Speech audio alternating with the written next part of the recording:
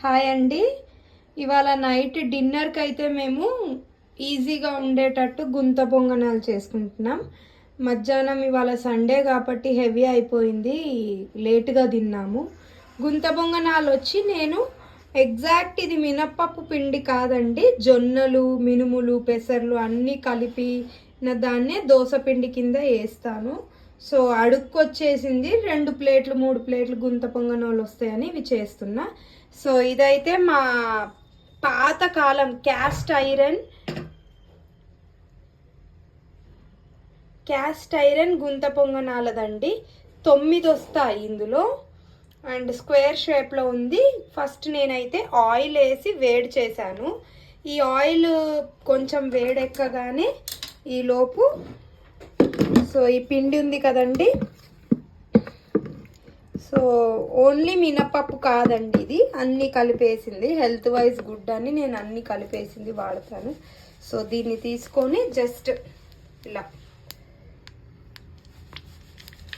దీనికైతే నేను ఆవకాయ పచ్చడైనా టమాటా పచ్చడైనా చట్నీ ఏదైనా మా పిల్లలు అడ్జస్ట్ అయిపోతారు.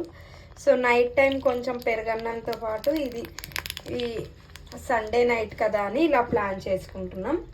సో ఈ రెసిపీ అయితే మా ఇంట్లో చాలా ఇష్టంతో తింటారండి. ఇలా ఉంటుంది గుంత పొంగనాలు, చూడండి.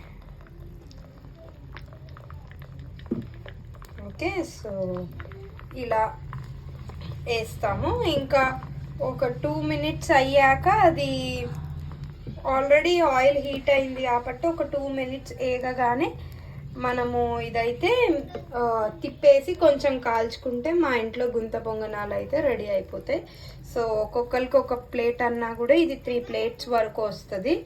సో ఇంక కొంచెం పెరుగన్నం పొద్దుంది తినేస్తే ఫుడ్ వేస్టేజ్ ఉండదు. హెవీ లంచ్ అయినప్పుడు డిన్నర్కి ఇలా ప్లాన్ చేసుకుంటామండి.